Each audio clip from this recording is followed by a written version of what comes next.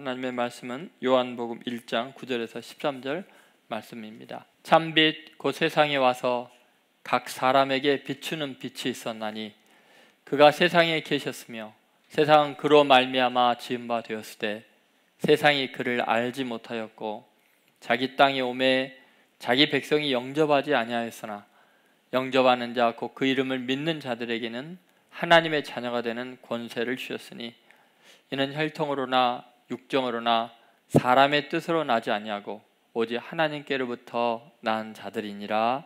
아멘. 오늘 우리가 함께 나눌 말씀의 제목은 각 사람에게 비추는 빛입니다. 각 사람에게 비추는 빛.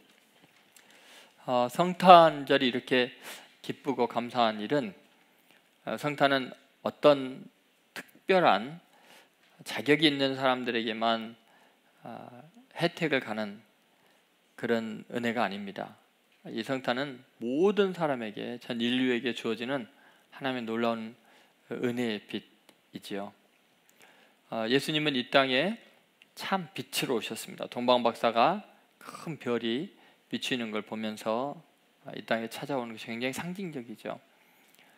어둠과 죄악이 가득한 곳, 추위와 고통과 저주가 가득한 곳에 참된 빛, 진리와 생명과 따스한 빛으로 예수님이 오셨습니다. 예수님께서 참 빛으로 오신 것이 어떤 의미가 있는지 요한복음 1장 9절부터 13절에 잘 나와 있습니다. 첫 번째 생각할 것은 이 참 빛의 방문입니다. 이 방문이라는 것은 원래 안에 있는 내부가 아니라 외부에서부터 찾아온 존재라는 것이고, 그것은 굉장히 이질적인 존재의 어떤 나타남입니다. 이 세상에 있는 어떤 종류의 온갖 것으로도 표현할 수 없는 아주 색다른 존재의 출현. 그래서 오늘 9절 말씀을 보면은 참 빛이 우리에게 찾아왔다라고 이야기를 하죠. 9절 말씀 같이 읽겠습니다. 참빛 그 세상에 와서 각 사람에게 비추는 빛이 있었나니, 여기 보면 참빛 그 세상에 와서라고 돼 있죠. 이 참빛은 세상에서 생겨난 빛이 아니죠. 참빛은 어떤 인간이 열심히 철학적으로 연구하고 노력해서 찾아낸 빛이 아닙니다. 또 어떤 인간이 굉장히 도덕적인 선을 행하고 올바르게 살아서 득도해서 얻어지는 그런 빛도 아닙니다. 참 빛이 왔다 그랬습니다. 들어왔습니다. 찾아왔습니다. 그것은 이 세상 안에 있는 그 어떤 성질로도 어떤 현상으로도 규명할 수 없는 아주 독특한 이질적인 존재의 출현을 의미하죠. 여러분, 인간이 어떤 해탈의 경지에 이르러서 그 빛을 찾아가거나 만난 것이 아니라 온전히 은혜로 우리에게 찾아오셨다는 것입니다. 성탄절은 그래서 우리에게는 굉장히 특별한 날입니다. 사실은 예전부터 하나님은 우리를 찾아오시는 분이었습니다. 인간들이 하나님을 찾아간 것이 아니고 항상 하나님이 인간을 찾아오셨어요. 예를 들면 처음 사람 아담과 이브 때도 그랬죠. 인간이 범죄하고 나서 첫 번째 한 행동이 뭐였어요? 하나님을 찾아가는 것이 아니라 하나님의 낯을 피하여 숨는 거였습니다. 인간은 신을 피해도 아니에요. 그런데 하나님은 그 숨은 인간을 찾아다니시죠. 너가 어디 있느냐? 창세기에 보면 그렇게 분명히 주님이 말씀하십니다. 3장 9절 말씀인데요. 한번 같이 읽어보시죠. 여호와 하나님이 아담을 부르시며 그에게 이르시되 내가 어디 있느냐. 자, 내가 어디 있느냐. 인류 최초의 숨바꼭질이 펼쳐지고 있죠. 인간은 숨고 순례가 누구예요? 하나님이에요. 하나님이 너가 어디 있냐? 너가 어디 있느냐? 여러분, 성경에 누가 먼저 하나님을 찾았습니까? 시편 기자는 그렇게 말해요. 하나님의 굽어 살피신즉 하나님을 찾는 자가 없나니 하나도 없도다. 여러분, 인간이 하나님을 찾지 않습니다. 하나님이 인간을 찾아오시죠. 예를 들면 야곱이라는 욕심쟁이가 있었습니다. 어렸을 때부터 형 것까지 다 뺏으려고 했던 탐욕스러운 자였죠. 그런데 야곱이 형에게 죽임당할까 봐 무서워서 도망갑니다. 한 번도 하나님을 찾은 적이 없습니다. 바단 아람에서 하나님을 야곱은 찾지 않았습니다. 형을 피해 도망가다가 베델에 누워서 눈물을 흘리면서 쓰러져 있을 때 하나님께서 깨우셨습니다. 환상 중에 사다리로 내려오셔서 야곱아, 야곱아, 내가 너에게 복을 주려고 한다. 야곱이 하나님을 찾은 게 아니라 절망 가운데 있는 야곱을 하나님께서 찾아오셨어요. 그리고 언약을 해주셨어요. 너가 반드시 돌아오게 되고 거부가 되게 할 것이고 이 땅 지역을 다 너에게 줄 것이다. 나중에 야복 강가에서 에서 형이 자기를 죽이려고 400명의 군사를 거느리고 올 때 절망 가운데 이러지도 저러지도 못하고 쓰러져 있을 때 하나님은 또 야곱에게 찾아오셨어요. 그리고 씨름하시면서 그를 일깨워 주시고 이스라엘로 바꿔주셨죠. 늘 하나님은 인간을 찾아오시는 분이었습니다. 이스라엘 백성들에게 하나님의 말씀을 전할 때 하나님은 예언자들을 찾아가셔서 그들에게 말씀을 전해주셨고 그 예언자들로 하여금 백성에게 말을 전하게 해주셨습니다. 이집트에서 노예살이하는 이스라엘 사람들이 절망 가운데 울부짖을 때 하나님이 정령이 보고 듣고 내가 내려가서 그들을 구원하겠다고, 그리고 모세를 안 가겠다는 모세를 설득시켜서 보내셔서 구원하셨습니다. 신약에서도 예수님, 감히 예수님 앞에 나올 수 없는 죄인들, 세리와 창기와 또 나병 환자들, 이들을 찾아가셨습니다. 주님은 늘 그렇게 우리에게 다가오시는 분이었죠. 결정적으로 주님은 하늘의 영광을 버리시고 이 땅 가운데 찾아오셔서 우리를 만나 주신 날이 바로 이 성탄의 계절입니다. 그런데 여러분, 이 하나님의 이 빛은 놀랍게도 영국의 주인공들만 비추는 세상의 빛과는 달랐습니다. 이 참 빛은 어디에 비춰진다고 나와 있어요? 오늘 구절을 잘 보시면 참 빛, 그 세상에 와서 어떻게 했어요? 각 사람에게 비추는 빛이라고 하죠. 각 사람에게 비추는 빛. 여러분, 세상의 그 스포트라이트라는 것은 늘 주인공을 비추죠. 연말이 되니까 여러분 TV에서 계속 보고 계시죠? 뭐 대상이 누구냐, 그렇죠? 연예 대상. 그 대상 하나만 보고 나머지 그동안 어마어마하게 수고한 사람들은 그 조명을 받을 수가 없잖아요. 그런데 우리에게 오신 참 빛이신 예수님은 각 사람에게 다 동일한 주인공처럼 빛을 비춰주시는 참 빛이다라고 말하고 있습니다. 어떤 종교도 어떤 신도 어떤 인간도 그렇게 하지는 않습니다. 모든 사람을 가장 소중히 여기는 참 빛이죠. 여러분, 프랑스에 가면 그 세네 강변에 앵발리드 성당이 있습니다. 그 성당 안에 아주 대리석으로 된 어마어마하게 큰 관이 있습니다. 그 대리석이 뭐 색깔이 뭐 아주 붉은 빛이 나고 굉장히 멋지게, 밑에는 초록색 받침대를 두고 굉장히 큰 관이죠. 거기에 누가 묻혀 있어요? 나폴레옹의 무덤입니다. 나폴레옹이 그렇게 유언을 했습니다. 나는 나의 유골이 세느 강변 너희가 그토록 사랑했던 프랑스 국민 한가운데 안식하기를 원하노라. 프랑스 국민을 얼마나 사랑하면 뭐 이런 표현을 했겠어요. 그런데 가만히 생각해 보십시오. 자신의 야망을 위해서 수많은 프랑스 국민들을 전쟁의 참화 속에 몰아넣었던 사람입니다. 그리고 자기가 정복한 지역 나라들을 자기 자녀들의 왕으로 세워서 다 다스리게 했습니다. 그토록 사랑한다는 게 뭐냐면 찾아와서 왕노릇하고 지배하고 자기 야망을 이루기 위한 수단으로 백성들의 목숨을 희생하는 것이 세상의 왕들의 모습이죠. 여러분, 히틀러가 연설할 때 수없이 한 말이 독일 국민들을 사랑한다는 말이었습니다. 자신의 야망을 위해서 수많은 독일의 젊은이들이 전쟁터에서 참혹하게 죽어나갔습니다. 그것을 사랑이라고 이야기합니다. 그런데 여러분, 우리의 왕이신 예수님은 그렇지가 않습니다. 예수님은 자기의 백성인 우리들을 구원하시려고, 우리를 사망의 그늘에서 옮기시려고 대신 죽음의 자리로 나아가시죠. 짐승의 우리의 희생의 제물로 태어나시고 죽으시는 순간도 십자가 위에서 죽으셨습니다. 여러분, 예수님은 자기의 백성을 살리기 위해서 왕이신 그분이 대신 희생의 제물이 되어서 우리 각 사람의 마음속에 죄 사함의 확신을 주시고 우리를 구원하는 놀라운 은혜를 베풀어 주셨습니다.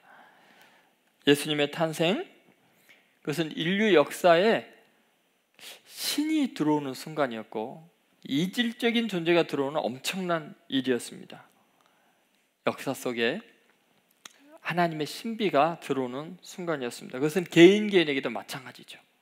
각 사람에게 그런 기적의 역사가 일어나고 있는 것입니다. 여러분, 이게 얼마나 놀라운 은혜인가를 한번 생각해 보세요. 가끔가다 이제 성경을 읽다 보면 이런 사람은 왜 태어났을까? 너무 불쌍하다라는 생각이 들 때가 있어요. 예를 들어서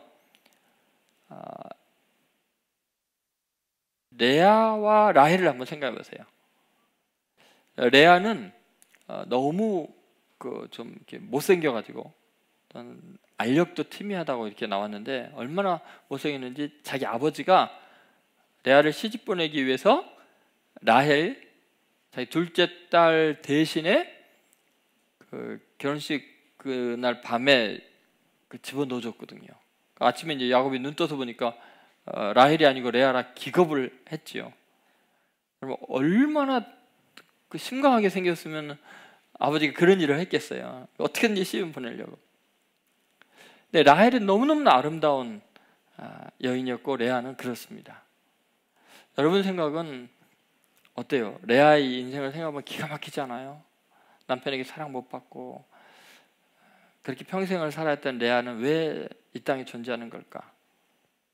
근데 여러분, 놀랍게도 하나님께서는 레아에게 엄청난 일을 이루시는데요. 어느 정도까지냐면 그 아름답고 사랑스러웠던 라헬이 레아를 극도로 시기를 할 정도로 너무 부러워갖고 시기한다는 표현이 나옵니다.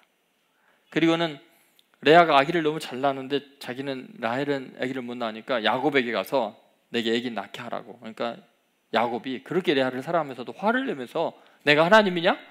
하나님이 성태치 못하게 했는데 너가 왜 나한테 그러냐 하면서 싸울 정도로 라헬이 레아를 시기할 정도로 하나님이 레아에게 복을 주셨어요.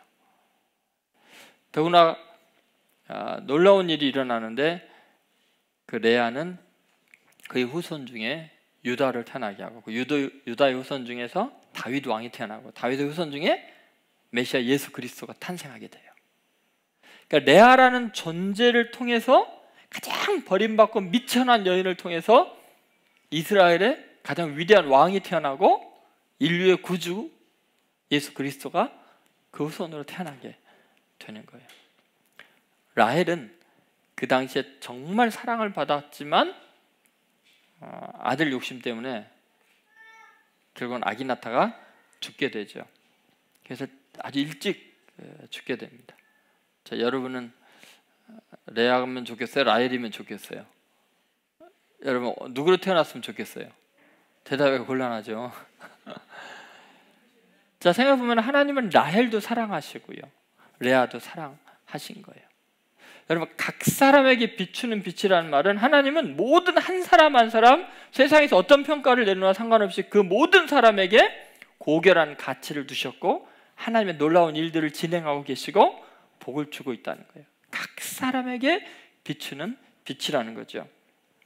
여러분, 사마리아 수가성 우물가의 여인도 생각해보면요, 그녀처럼 비참한 인생이 어디 있어요? 사랑의 상처가 너무 많은 사람이에요. 어쩌면 상처를 더 많이 줬을 수도 있고요. 남편이 5이 있는데 지금 사는 남자도 자기 남편이 아니고 사람들 보기 부끄러워서 고개를 못 들고 다닐 정도로 절망적인 여인이었는데 예수님은 그녀에게 찾아가셨어요. 그녀에게 오히려 물 좀 달라고 이야기하셨고요. 그리고 그녀의 인생을 완전히 바꿨죠. 그녀에게 찾아가서 그녀에게 멸시천대를 받으면서도 그녀를 떠나지 않고 그녀를 포기하지 않고 그녀에게 진리의 빛을 비춰주셨죠. 그녀가 메시아를 만났다고 너무 좋아서 피해 다녔던 사람들을 찾아다니면서 내가 메시아를 만났다, 내가 예전에 행한 일을 말한 일을 와보라 하면서 복음을 전하고요. 땅끝 직전에야 복음화될 수 있는 사마리아 수가성 그 전체가 복음화되는 어마어마한 일을 이루었어요. 나중에 제자들이 예수님 승천한 다음에 사마리아에 복음 전하러 갔더니 다 예수님을 믿고 있는 거예요. 여러분, 우리 예수님은 우리 각 사람에게 비추는 빛으로 오셨습니다. 예수 그리스도의 탄생, 예수 그리스도를 영접하는 사람은 자기 인생에 찬란한 빛을 보게 돼요. 진리이신 그분을 만나게 돼요. 질적인 변화가 일어나게 되죠. 요한복음 4장 10절에 그래서 예수님은 우리에게 오신 하나님의 선물이에요. 한번 같이 읽어보겠습니다. 예수께서 대답하여 이르시되 내가 만일 하나님의 선물과 또 내게 물 좀 달라 하는 이가 누구인 줄 알았더라면 내가 그에게 구하였을 것이요 그가 생수를 내게 주었으리라. 아멘. 여러분, 하나님의 선물이라고 예수님은 당신 자신을 표현했어요. 각 사람에게 가장 천대받는 그 여인이나 죄수들이나 또는 병든 자에게 하나님의 선물로 참비신 예수님이 오신 줄로 믿습니다. 그것은 그녀들이 주님을 몰랐을 때였어요. 알아서 찾아간 게 아니었다는 거죠. 찬송가 중에 그런 찬송가 여러분 기억나세요? 주 예수 내가 알기 전 날 먼저 사랑했네. 그 크신 사랑 나타나 내 영혼 거듭났네. 제가 1부 때는 찬양 안 했어요. 왜냐하면 좋은 사람이 별로 없었기 때문에. 제가 찬양하면 여러분이 다 잠이 깰 것 같아서 정말 괴로워하실 줄 알았어요. 여러분, 예수님은 내가 주님을 알기 전에 날 먼저 사랑하셨어요. 참 빛이 이 땅에 왔는데 빛을 세상 사람들은 몰랐어요. 그렇죠? 자기를 모르고 배척하는 그들을 찾아오신 주님이세요. 여러분, 우리의 슬픔과 또 우리의 어둠을 대신 짊어지시기 위해서 우리를 찾아온 참 빛인 그분을 마음에 모셔드리기를 바랍니다. 그것이 성탄절의 가장 기쁜 이야기 중에 하나예요. 각 사람에게 비추는 빛. 두 번째는 참빛의 위상이에요. 여러분, 이 땅에 찾아오신 예수님은 이 세상에서 어떤 대우를 받을까요? 어떤 위상을 차지하고 있을까요? 여러분, 10절에서 11절에 보면은 참빛인 예수님이 이 세상에서 어떤 위치를 좀 점하고 있는지, 어떤 대우를 받고 있는지가 나와 있어요. 자, 한번 10절, 11절 말씀 같이 읽겠습니다. 그가 세상에 계셨으며 세상은 그로 말미암아 지은 바 되었을 때 세상이 그를 알지 못하였고 자기 땅에 오매 자기 백성이 영접지 아니하였으나. 여러분, 여기 보면 예수님에 대한 그 대우가 두 가지 측면에서 나오죠. 하나는 그를 알지 못했다. 두 번째는 알아도 자기 땅에 왔는데도 자기 백성이 영접지 아니하였다. 이렇게 나옵니다. 여러분, 참 빛에 대한 세상의 첫 번째 반응은 거부 반응입니다. 그분에 대해서 마음을 열지 않았어요. 여러분, 이질적인 요소로 지금 여기고 있습니다. 아무도 영접지 않았습니다. 여러분, 우리 몸의 이제 특징을 한번 여러분 생각해 보세요.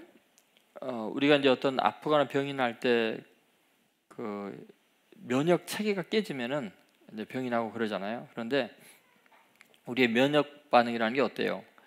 내 몸이 아닌 이질적인 존재가 내 몸에 들어오면요, 어떤 수단과 방법을 써서라도 이거를 밀어내려고 합니다. 우리 몸은 자동적으로 그러게 돼 있어요. 예를 들면 가시가 하나 딱 박히잖아요. 그럼 가시 하나 조그만 거 눈에 보이지도 않는 건 놔두면 될 건데 백혈구 저혈구 다 공격을 해갖고 그 가시 주위를 다 이렇게 고름이 생기게 하죠. 그래가지고 어떻게 흘렁흘렁하게 해갖고 결국은 빼내고야 말이에요. 아니면 티눈이 생겨갖고 그 빼내게 만들죠. 왜 그러냐면 영접지 않아서 그래요. 받아들일 수가 없는 거예요.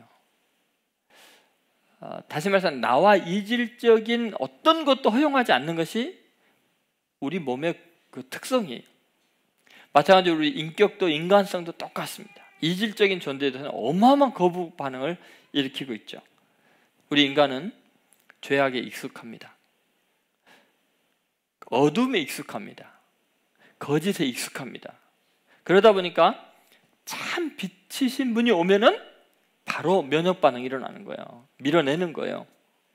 거짓이 가득한데 진리의 빛을 받으면 그에 대해서 힘들어하는 거예요. 죽음의 그늘에 앉은 우리들이 생명의 빛을 만나면 너무 이질적이니까 거부 반응을 일으키는 거예요.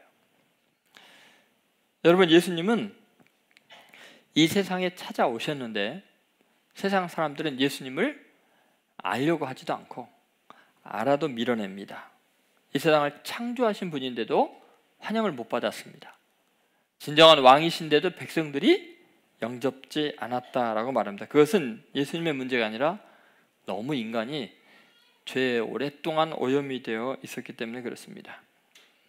그런데 참 놀라운 것은 예수님은 아니 그렇게 싫다고 하는데도, 그렇게 밀어넣는데도 기어이 찾아오시는 거예요. 환영하는 곳이라면 왕이 임금여행 자유하면서 올 수가 있지만, 세상이 그렇게 미워하고 저주할 줄 알면서도 끝까지 우리를 포기하지 않고 찾아오시는 그 예수님의 마음이 놀랍죠. 우리와 거처를 함께 하시죠. 얼마나 우리를 사랑하시는지 우리가 이렇게 반증으로 느낄 수 있는 것이, 우리의 반응이 따스하지 않은데도 포기하지 않고 우리에게 끊임없이 다가오시는 그 사랑이죠. 여러분, 세상은 주님을 알지 못했습니다. 영접지 않았습니다. 이것은 예수님이 그때 당한 것뿐만 아니라 늘 그렇게 하나님은 인간에게 버려진 존재, 잊혀진 존재, 거부당한 존재였습니다. 그래서 얼마나 하나님이 답답하면요, 하늘과 땅에게 호소를 합니다. 니네 좀 들어봐라 하면서. 이사야서 1장 2절 3절에 있는 말씀입니다. 같이 읽겠습니다. 하늘이여 들으라, 땅이여 귀를 기울이라. 여호와께서 말씀하시기를 내가 자식을 양육하였거늘 그들이 나를 거역하였도다. 소는 그 임자를 알고 나귀는 그 주인의 구유를 알건만은 이스라엘은 알지 못하고 나의 백성은 깨닫지 못하는도다 하셨도다. 늘 이랬어요. 참 인간만이 창조주를 거부하고 있죠. 모든 피조세계가 하나님의 창조의 질서 앞에 하나님의 법에 복종하는데 인간만이 그분을 거부하고 있는 아주 특별한 그런 일들을 자행하고 있습니다. 도대체 왜 이렇게 영접을 하지 않을까요? 왜 받아들이지 않을까요? 그 받아들이지 않는 이유 중에 한 가지는 알지 못했기 때문에, 잘 모르기 때문에 그럴 수 있습니다. 예를 들면은 마태복음 2장에 보면은 이제 동방의 박사들이 별을 보고 이스라엘로 오지요. 이스라엘로 와서 그들이 어디로 가죠? 왕이 태어난다는 그 예언의 말씀대로 별을 보고 와서 어디로 가요? 동방 박사들이 왕궁으로 가죠. 왕궁으로. 예수님이 이 땅에 태어나실 때 이 땅에 왕으로 오신다면 그들은 당연히 왕궁일 거라고 생각을 한 거예요. 그것은 너무 몰랐던 거예요. 예수님이 어떤 분인지. 너무 세속적인 가치 기준으로 당연히 왕은 왕궁에 태어날 거라고 생각한 거죠. 예수님은 짐승의 우리에 구유에 누워 계셨죠. 그러니까 영접할 수가 없는 거예요. 알아도 알 수가 없는 것이 세속적인 가치관에 절여 있는 우리들의 모습이에요. 세상의 크기와 부귀와 권력과 이런 걸 추구하는 사람들은 절대 예수님을 알 수가 없어요. 그분의 낮아지심을. 그랬던 거죠. 그러면 알면 어떨까요? 알면은 그분을 영접할까요? 여러분, 그 헤롯 왕이 그 이야기를 듣고는 너무 충격을 받아갖고 제사장과 서기관들을 불러갖고 소집해갖고, 자, 메시아가 오시면 어디로 오겠느냐고 물어보니까 그들이요, 연구를 했어요? 모른다 그랬나요? 뭐 연구할 것도 없어요. 바로 그 자리에 말해줬어요. 베들레헴, 유대 땅 베들레헴에서 왕이 태어날 것입니다. 알았어요. 그죠? 그런데 제사장이나 서기관 중에 누구 하나도 베들레헴으로 찾아간 사람이 없어요. 왜 영접지 않았을까요? 신앙을 지식으로 착각하기 때문이에요. 내가 교리를 알고 뭔가를 알고 있으면 그게 믿음이 좋은 걸로 착각한 거예요. 전혀 영접지 않았어요. 그 사람들은 하늘에 대한 지식은 갖고 있었지만 땅에 있는 것을 누리고 살기를 더 좋아했어요. 진리를 따라 사는 게 아니라 분리되어 있었죠. 그러니까 나중에 그런 사람들은 찾아가지 않은 그 이유가 너무나 세속적인 야망이 있기 때문에 결국 그들이 나중에 예수님을 십자가에 못 박아 죽이게 돼요. 영접지 않으면 반드시 대적하게 돼 있어요. 자, 헤롯 왕이 그랬어요. 자, 나실 왕이 어디서 나겠느냐? 일단 베들레헴입니다. 내가 가서 경배하리라 해놓고는 어떻게 했어요? 자기가 가서 경배하는 게 아니라 누구를 보냈어요? 군사들을 보냈어요. 그래서 2살 아래의 모든 아이들을 다 살해하게 했어요. 여러분, 왜 이 땅에 진정한 왕이 오셨는데, 사랑의 왕이 오셨는데 영접지 아니하고 이런 일이 일어날까요? 그 이유는 명백합니다. 자기가 왕 노릇하려고 했기 때문이에요. 세속적인 영광을 추구하기 때문이에요. 헤롯이 자기가 왕인데 왕이 되었다는 소식이 너무나 충격이었고, 제사장과 서기관 이들은 헤롯 밑에서, 그 권력 밑에서 모든 권한을 위임받아서 그 세상에서 즐기고 있었는데, 왕권이 바뀌면 모든 게 무너지잖아요. 기득권이. 그러니까 영접할 수가 없었던 거예요.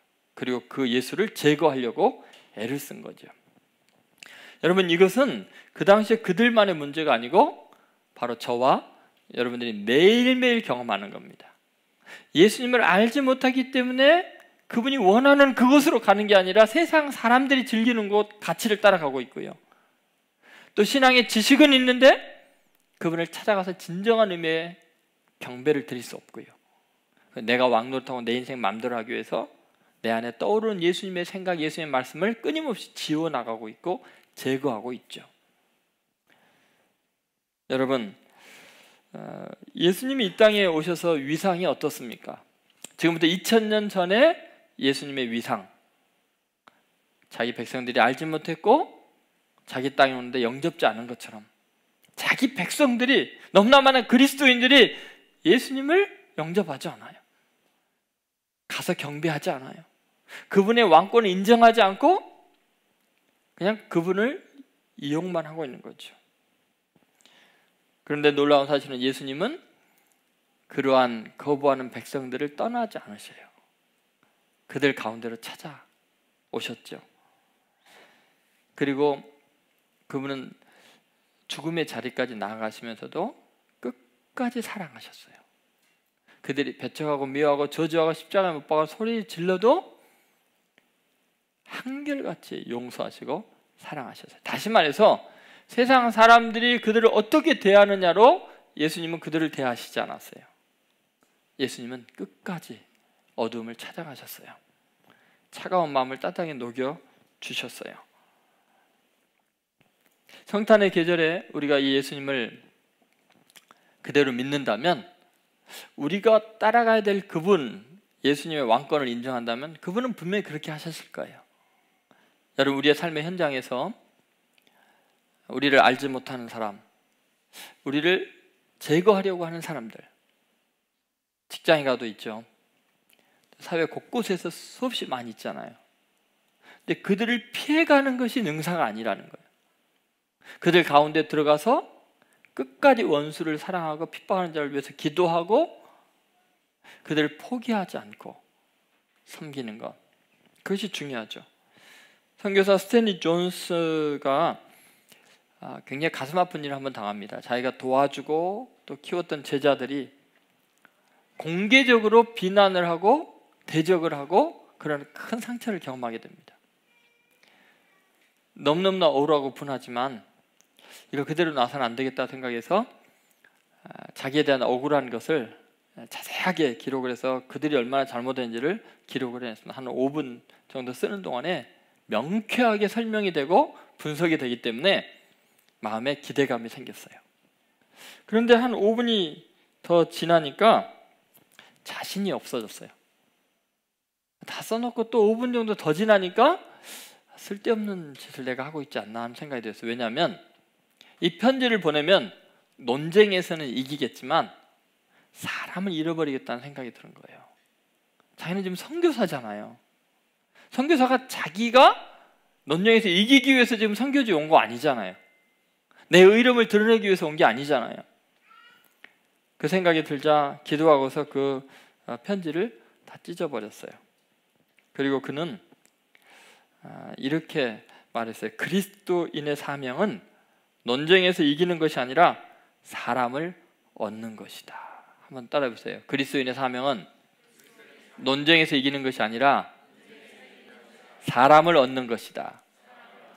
여러분, 우리가 직장 생활하면서 계속 생각해 보세요. 예수님이 우리와 논쟁에서 싸웠어요? 누가 옳은지 따졌어요? 내가 억울하다고 예수님이 따졌어요? 예수님은 논쟁했으면 100% 이기시죠. 근데 예수님은 우리를 사랑하러 오신 거예요. 사람을 구원하려고 오신 거지 이기려고 오신 게 아니었어요. 그렇다면 여러분, 성탄의 계절에 매일매일 여러분 가정에서, 직장에서 만나는 사람들 사이에서 이기려고 하지 마시고요, 사람을 얻으려고 하세요. 사랑하려고 하세요. 근데 놀랍게도 일주일이 지난 다음에 그 제자들에게서 눈물의 편지가 왔어요. 너무너무 죄송합니다. 저희가 잘못했습니다. 그것은 스탠리 존슨 목사님에게는 특별한 일이지만 우리들에게는 일주일이 지나도 이런 편지가 안 올 수 있어요.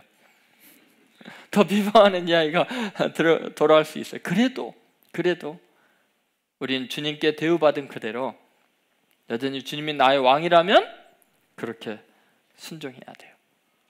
여러분, 그리스도의 위상, 성탄의 계절에 그리스도의 위상이 어디 있냐고요. 산타크루스에게는 밀리고 있고요. 얼마 전에 보니까 그 뉴욕 그 타임스퀘어 광장의 그 큰 광고판에 그 이야기도 들으셨죠.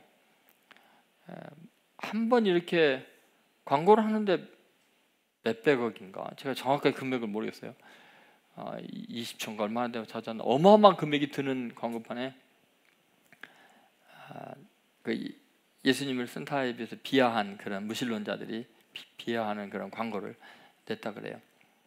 여러분, 그리스도인은 예수님의 위상을 생각하면서 예수님 위상보다는 좀 낮아질 생각을 해야 돼요. 내 주님이 오셔서 그런 대우를 받았는데 내가 뭐 대단한 존재인 것처럼 모든 것에 인정을 받고 억울함을 풀려고 하지 마세요. 이 성탄의 계절에 끝까지 사랑하고 용서하는 성도들 되시기를 간절히 소망합니다.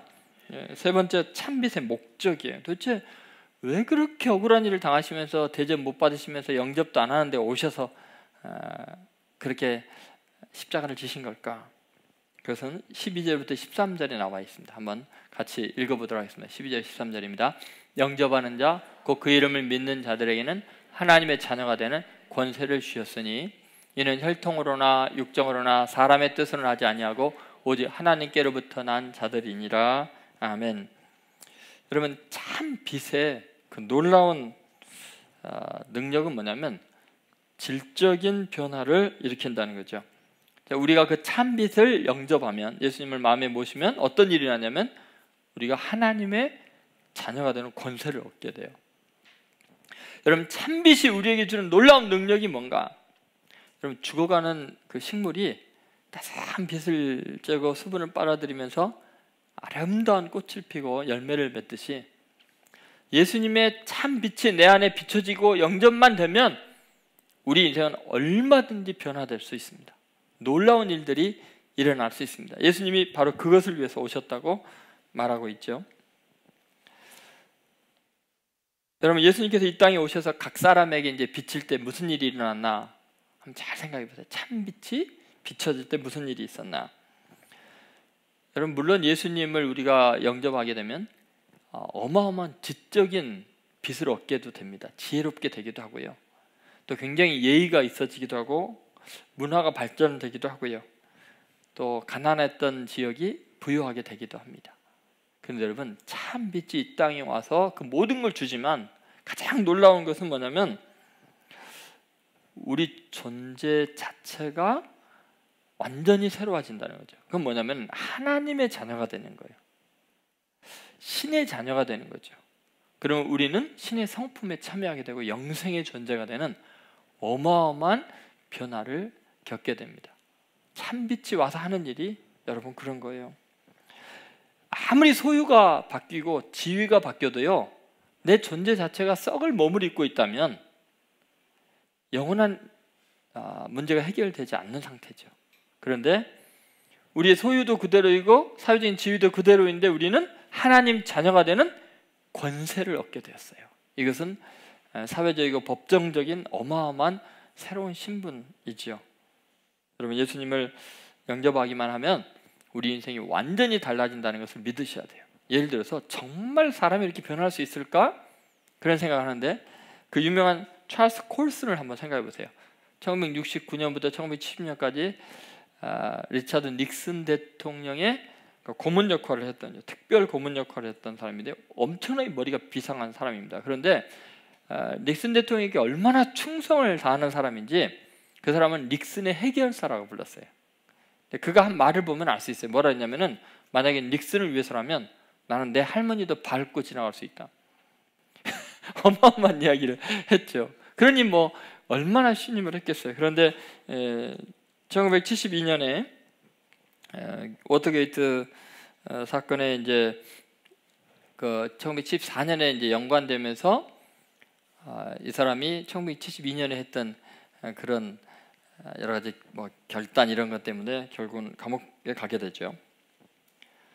그가 백악관을 떠나서 나중에 이제 변호사 역할을 할 때에도요, 이 사람을 위해서 굉장히 많은 사람들이 복음을 전하려고 애를 썼습니다. 예를 들면 방위 산업체에서 최고 경영자로 일했던 톰 필립스라는 사람이 C.S. 루이스의 책 중에 순전한 기독교라는 책을 선물로 줬습니다. 그 순전한 기독교라는 그 책에는 가장 큰 죄를 교만으로 규정하고 있는 내용이 있습니다. 근데 그것을 읽다가 차 안에서 대성통곡을 하면서 그동안 자기가 얼마나 교만하고 그 죄가, 교만의 죄가 살인이나 간음이나 그 모든 것보다 더 큰 죄인 것, 하나님을 대적하는 가장 악한 죄인 것을 깨닫게 되고요, 어찌할 바를 모르고 통곡을 합니다. 찰스에게 복음을 전해준 세 사람이 또 있는데, 그 세 사람 중에는 그레이엄 파셀 하원 의원, 또 헤럴드 휴즈 상원 의원, 엘퀴의 하원 의원, 이 세 사람이 특별히 굉장히 많이 기도를 했습니다. 늘 세 사람이 모여서 복음을 전했고 기도해주고 그랬는데요, 엘퀴라는 이 하원 의원은 지금 찰스 콜슨이 감옥에 갇혀 있고 이제 7개월 정도 남았을 때 그를 위해서 간절히 기도하다가 내가 이 사람을 위해서 대신 감옥살이를 해줘야겠다는 생각이 들어요. 그리고 법원에 사방으로 알아봅니다. 대신 내가 7개월 감옥살이 살려주면 안 되겠냐고. 근데 그게 성공할 리가 없죠. 실패했습니다. 어쨌든 그들의 이 엄청난 사랑 앞에서 찰스 콜슨이 마음이 다 녹아내립니다. 그리스도의 뜨거운 사랑을 경험하고 완전히 인생이 바뀌게 되죠. 그리고는 감옥 안에 갇혀있는 동안에 나도 이 사랑을 어떻게 하면 전할까를 고민하다가 죄수들이 가장 싫어하는 것을 내가 대신해 줘야겠다 생각했는데, 죄수들이 제일 싫어하는 게 빨래하는 거래요. 그래가지고 다른 죄수들의 빨래를 자기가 다 해줬어요. 그랬더니 며칠 지나니까 다른 죄수들이 저 명석하고 똑똑한 녀석이 도대체 무슨 일을 저지르려고, 우리에게 또 뭘 뒤집어 씌우려고 빨리 해주니까 믿지를 않았어요. 되게 불안해했어요, 죄수들이. 그런데 한결같이 계속 빨래를 해주니까 너무 감동을 해가지고 진실한 사랑을 깨닫고, 그리고 콜슨과 함께 감옥 안에서 기도회를 하기 시작합니다, 죄수들이. 그렇게 해서 나중에 이제 추록한 다음에는 교도소 선교회를 열어서 수감자들에게 복음을 전하는 위대한 일들을 하게 되죠. 찰스 콜슨이 했다는 뉴스가 이제 퍼지기 시작합니다. 그때 보스턴 글로브지의 한 칼럼니스트가 이런 말을 했어요. 만약에 콜슨 씨가 자신의 죄를 회개할 수 있다면 이 세상 모든 사람에게 희망이 있다고 말할 수밖에 없다. 얼마나 권력지향적이고 악했던 사람인지를 알겠죠. 그런데 이 사람이 회개했으면 이 세상에 구원받지 못할 사람이 어디 있겠느냐, 그런 이야기를 합니다. 자서전에서 이런 말을 했어요. 평생 동안 집안에서 손가락 하나 까닥하지 않았던 나는 저들을 사랑하면서 인생의 진정한 행복을 발견했다라고 이야기를 합니다. 어느 외국 잡지에 템플턴상을 수상한 찰스 콜슨에 대해서 이렇게 평을 했습니다. 현재 미국에 가장 건강한 사상적 영향을 끼치고 있는 저술가이자 예수 그리스도의 복음을 통해서 가장 강력한 영향력을 끼치고 있는 전도자, 그리고 가난하고 억눌린 사람들의 가장 따뜻한 이웃인 그가 새로운 이웃이 되어 우리 곁에 돌아왔다. 어느 누구도 그가 그런 존재가 되리라고 상상할 수 없었을 것입니다. 그를 변화시킨 것은 세 사람이 나누어준 주님의 사랑이었습니다. 여러분, 그 세 사람이 나눠준 주님의 사랑이 세상에서 절대로 희망이 없을 것 같은 냉혈 인간, 자기 할머니도 밟고 지나가겠다, 권력 욕망을 위해서 그랬던 사람을 이렇게 따뜻한 사람으로, 사상적으로 가장 건전한 사람으로 바꿔놨습니다. 찰스 코스는 이런 말을 했어요. 모든 것을 잃고 나서야 비로소 나는 삶을 제대로 볼 수 있었습니다. 여러분, 모든 것을 다 잃기 전에는 절대로 예수님을 볼 수 없습니다. 영접할 수 없습니다. 자기 땅에 왔는데 백성들은 세상에 아직도 추구할 게 너무 많아서 예수님을 영접하지 않았어요. 그러나 영접하는 자들에게는 하나님의 자녀가 되는 엄청난 권세가 주어집니다. 여러분, 우리에게 이 놀라운 가능성의 세계가 열려있다는 것을 믿으시기 바랍니다. 사실 성경을 보면 놀랍게도 실패한 어부 베드로, 가장 지탄을 받았던 세리마테, 가장 더럽고 흉악했던 7 귀신이었던 막달라 마리아, 이 모든 사람들이요, 예수님 만나고 나서 인류 역사상 가장 영향력 있는 인물들로 쓰임받습니다. 왜냐하면 참 빛이 와서 각 사람에게 비치면 하나님의 자녀가 되는 권세를 주시고 변화시키기 때문에 그랬습니다. 여러분, 이 예수님을 믿으십니까? 여러분의 마음을 두드리고 비추기를 원하시고 하나님의 자녀가 되는 권세를 주기 원하시는 그 예수님을 이 성탄의 계절에 영접하십시오. 그리고 그 참 빛이신 그분을 전하면서, 그 사랑을 전하면서 도저히 변할 것 같지 않았던 여러분의 직장의 동료들, 상사들이, 또 이웃들이, 가족이 변화되는 엄청난 기적을 경험하는 여러분 되시기를 주의 이름으로 축원드립니다. 우리 기도하겠습니다. 거룩하신 하나님, 우리를 끝까지 찾아오시고 우리가 외면해도 주님을 거부해도 더 큰 사랑으로 감싸주시고 우리를 기어이 하나님 자녀 삼아주신 크신 은혜 감사를 드립니다.